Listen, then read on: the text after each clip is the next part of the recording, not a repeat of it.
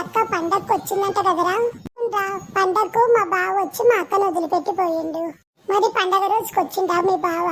అవునరా, పండగ రోజుకి మా బావతో పాటు మా బావ వాళ్ళ అమ్మ కూడా వచ్చిందిరా. అవునా, మీ బావతో పాటు వాళ్ళ అమ్మ కూడా వచ్చిందా? అవునరా, ఏవో వాయినాలు ఇవ్వాలంట, అందుకనే మా బావ వాళ్ళ అమ్మ కూడా వచ్చింది. మరి పండగ నాడు ఇచ్చిందారా మీ అమ్మకి? ఇచ్చిందిరా. ఆ వాయనం ఇచ్చేటప్పుడు ఆమె చేసిన పని ఒకటి భలే నవ్వొచ్చిందిరా. ఏం చేసిందిరా మీ అక్క వాళ్ళ అత్తగారు?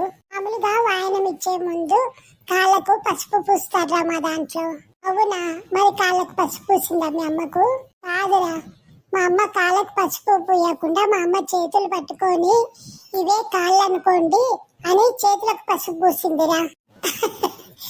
చూసి నవ్వొచ్చిందిరా నాకు. ఊరిక సైలెంట్ గా చూస్తా ఉందిరా. ఇంకా ఆమె చేతులకు పసుపు పూసినందుకు మా అమ్మ ఆమె ఎదురు కడుక్కుంటే బాగుండదు, భోంచేసేది ఎలా చేస్తుంది, ఊరిక సైలెంట్ కూర్చుందిరా.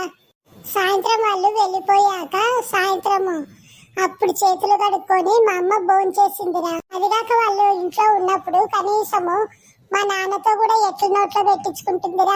అమ్మ బాగా బుక్ అయిపోయింది. అక్క వాళ్ళ అత్త చేసిన పనికి నవ్వాలో ఏడవాలో మా అమ్మకు కూడా అర్థం కాలేదురా. ఊరిక చూస్తూ ఉండిపోయింది.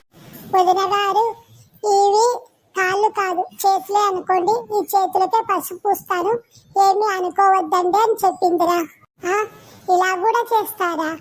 పసుపు ఏడన్నా కాళ్ళకు పూస్తారు కానీ చేతులకు పూస్తారా? అదే చేతులు చూపించి కాళ్ళు అనుకోండి అని కాళ్ళకు పసుపు పూసిందంట. రామ రామ.